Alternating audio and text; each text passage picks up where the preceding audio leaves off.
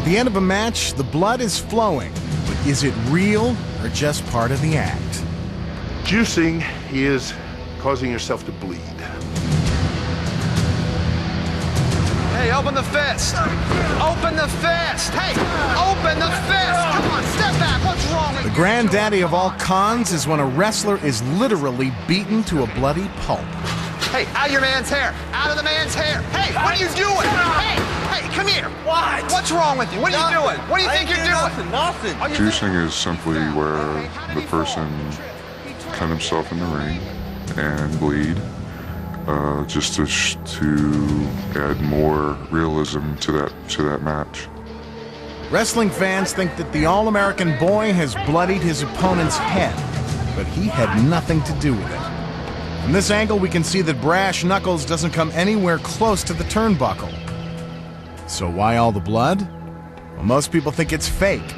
Well, here's a secret you wouldn't expect. That's a real cut, and the blood's real too. But how did it get there? Let's take a closer look. As the ref steps in to check on Brash Knuckles' condition, he secretly passes off a tiny sliver of a razor blade wrapped in tape. How you doing, man? Here it is. There's the handoff. If you didn't know where to look, you'd miss it. So much for the ref being impartial, but we already knew he was in on it. You may want to look away, because this part gets pretty gruesome. Hey, what are you doing? No. With the concealed blade, he secretly makes a small incision in the crease of his brow. He knows exactly where to cut. The wrong way is taking a long, broad stroke across the forehead. That results in long scars. You can get tremendous injuries. The right way is you go to the bone and take just a little jerk. It will bleed profusely, and then 2 to 3 days later, it'll be healed. It's hard to believe how far pro wrestlers will go to make the carnage look real and keep the fans coming back for more. A finishing move is a devastating move. It's a move where the fans in that crowd are like, damn, he ain't getting up.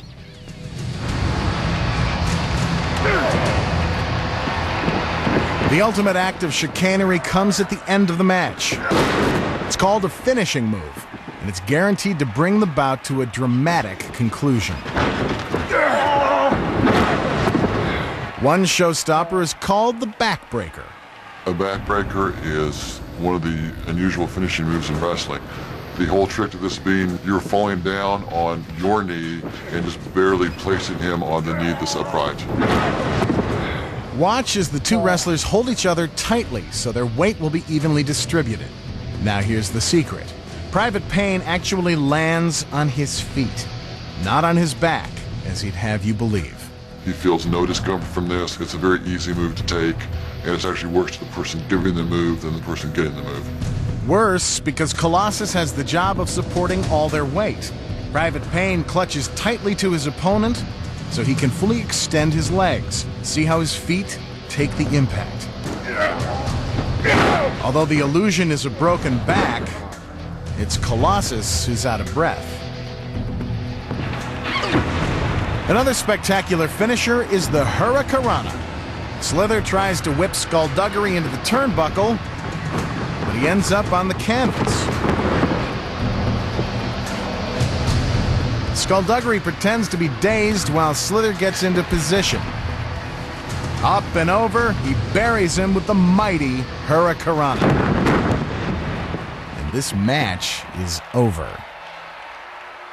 There are a lot of different variations of the Hurricanrana. There's no doubt about it. It's very risky. It's risky, all right, unless you know the secret. Don't watch Slither, because he's not in charge here. It's Skullduggery who controls the move. Watch as he does a full forward flip, driving himself into the canvas. He makes sure to get full rotation so he doesn't squash his opponent. Meanwhile, Slither tucks his head in to avoid hitting the ring post. And that's how it's done. Another finishing move is the leg drop. It's an elaborate maneuver where a wrestler appears to knock the air out of his opponent by crushing his windpipe. But here's how it really works.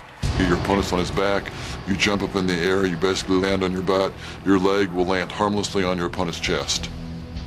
Colossus's leg doesn't even touch Private Payne's neck, but the move happens so fast the fans can't spot the secret. It's Private Payne's cell job that puts it over the top. Watch again. Colossus goes down, but his knee is bent, creating an arch, and leaving his opponent plenty of breathing room.